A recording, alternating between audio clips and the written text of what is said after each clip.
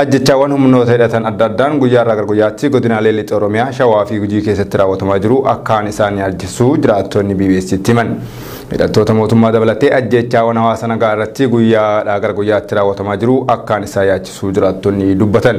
Dhiyeenya bifa haaraadhaan gareewwan hidhatan adda addaatiin ajjechaawwan jumlaa fi gara jabummaa godinaalee lixa Oromiyaa Shawaa fi Gujii keessatti raawwatamaa kan jiru yoo ta'u, haleellaawwan qaamota hidhataniin lubbuu dargaggoota hedduu yoo dabritu jiraattonni lakkoofsaan hedduun qe'ee fi qabeenya isaanii irraa baqatanii akka jirantu dubbatame. Akka maddeen keenya godinaalee haleellaan itti raawwatamaa jiru kanneen akka Wallaggaa, Shawaa fi Gujii irraa yaadanuuf qoodan jedhanitti sababa malee guyyaadhaa gara guyyaatti dararaawwan hamaan ibsuuf namatti ulfaatu nurratti raawwatamaa jira jedhan.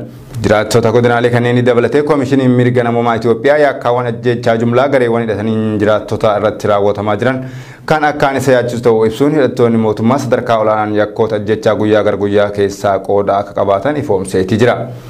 Jiraattonni godinaalee Wallaggaa fi Shawaa yaadanuuf qoodan akka jedhanitti yakkaawwan ajjechaa kanaan addatti gareewwan finxaalii fi hidhattoota mootummaa yoo himatan, jiraattonni godinaalee Gujii ammoo maqaa waraana bilisummaa Oromoo deeggartan jedhuun ajjechaawwan suukaneessoon irratti raawwatamaa jiru jedhan.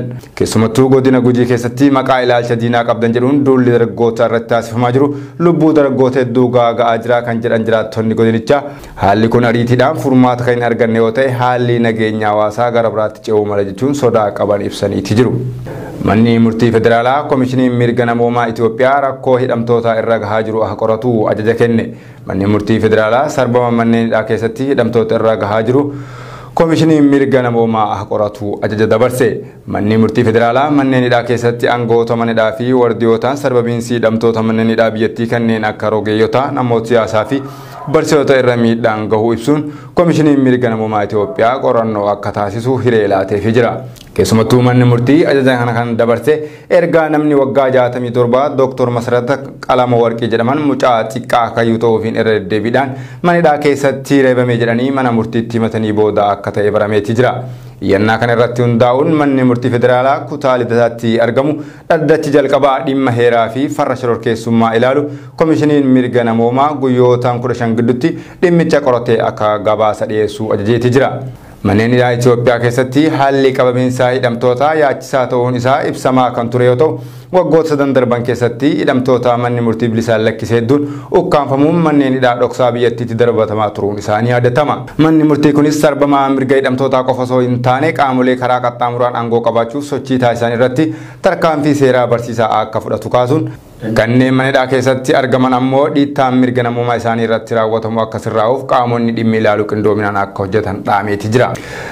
Waltajjiin marii mootummaa federaalaa fi mootummoota naannolee akkasuma bulchiinsa magaalaa Finfinnee fi Dirree Dhawaa gaggeeffamaa jiraachuun gabaafame. Waltajjii mariin hariiroo mootummoota federaalaa fi naannolee magaalaa Finfinneetti taa'amaa jiraachuun ibsameeti jira. Waggoota dhiyeenyaa haalli mootummaa federaalaa fi mootummoota naannolee addaan fagaachaa kan dhufee fi fedhii adda addaa agarsiisaa kan turan yoo ta'u, waltajjiin kunis hariiroo mootummoota naannolee fi mootummaa federaalaa gidduu jiru cimsuun haala yeroo ammaa biyyi keenya keessa jirtu fooyyessuun barbaadamee akka ta'e ibsameeti jira.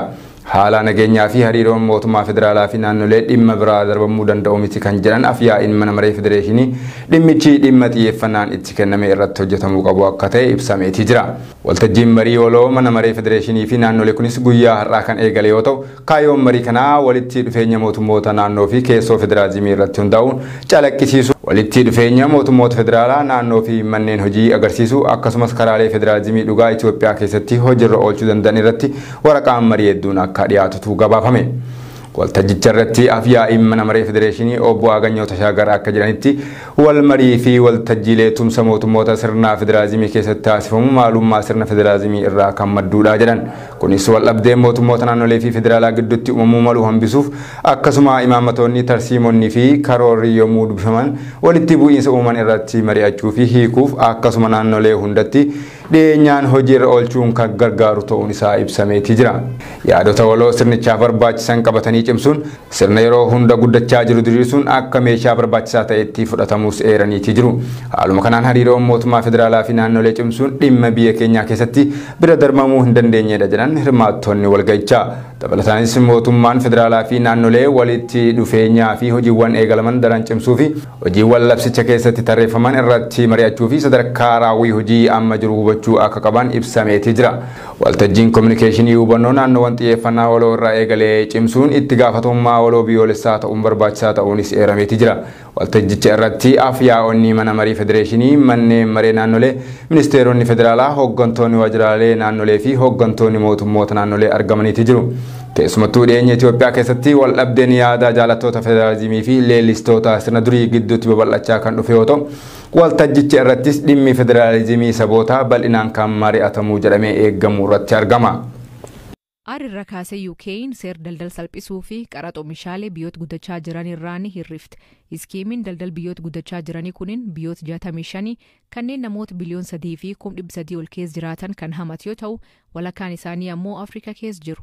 Ministeerri daldala idil-addunyaa Nigel Huddleston paakii daldala industirii guddicha Itoophiyaa boolee lammii daawwannaa taasisaniin iskiimicha kan eegalsiisan. Itoophiyaan duraanuu UK waliin hariiroo daldalaa paawundii miliyoon 838 kan qabdu yoo ta'u, meeshaalee gara UK'tti ergaman irratti qaraxa maatuu hin kaffaltu.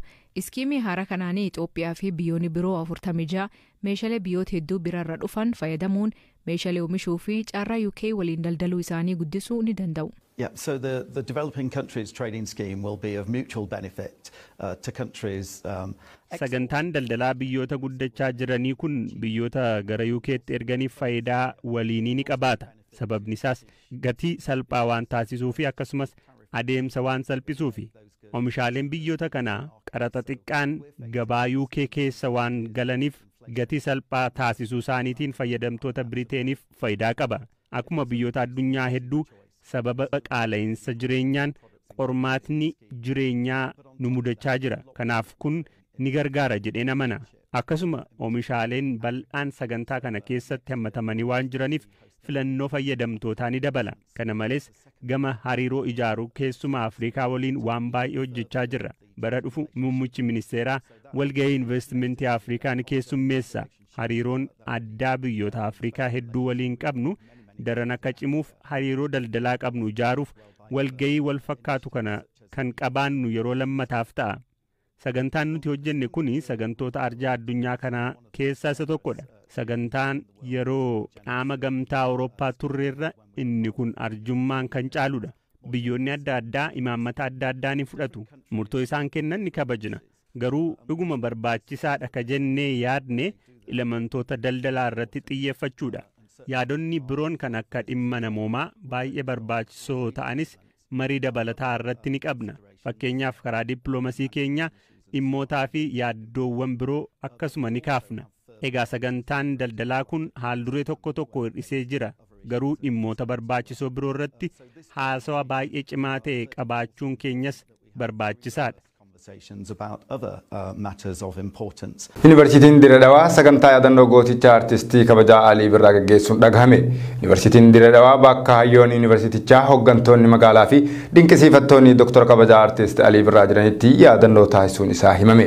Yuunivarsiitiin Dirree Dhawaa galma hoteela B Kaapitaalitti yaadannoo gootichaaf mata duree kabajaan qabxichaa jedhuun bakka hawaasni yuunivarsiitichaa fi keessummoonni iddoo adda addaa irraa dhufan argamanitti gaggeessee akka ture kominikeeshiniin magaalaa Dirree Dhawaa wabeeffanne. Yuunivarsiitiin Dirree Dhawaa gooticha artistii Dr. kabajaa Alii Birraa kan walakkaa jaarraa oliif artiidhaan uummanni Oromoo, Itoophiyaa fi Afrikaa akka baratee dammaqu, misoomaan guddatee dorgomaa akka ta'u dammaqsuu fi kakaasuun shoora olaanaa gumaachee yaadannoo goota artistii kabajaa Alii Birraa kurfiiwwan adda addaatiin yaadachuun ibseeti jira. Sirna yaadannoo Dr. kabajaa artistii Alii Birraa gaggeeffame kan irratti hojiiwwan uummataa bara jireenyaa isaa artistii Aliin hojjete dhaadhessuu, walleewwan isaa ogeeyyii gameeyyii ta'aniin xiinxalchiisuu dabalatee sirni dungoo qabsiisuu fi kurfiiwwan adda addaatiin yaadatameeti jira. Dr. kabajaa artistii Alii Birraa waggoota 60 darban keessatti bara ijoollummaa isaa irraa sochii uummata isaa of barsiisuu magaalaa Dirree Dhawaatti eegale sadarkaa biyya Afrikaa fi addunyaatti hojiilee gurguddaa kan hojjete yoo ta'u, sadaasa 6 bara 2022 umrii isaa gannaa 74tti addunyaa irraa darbuun isaanii yaadatama.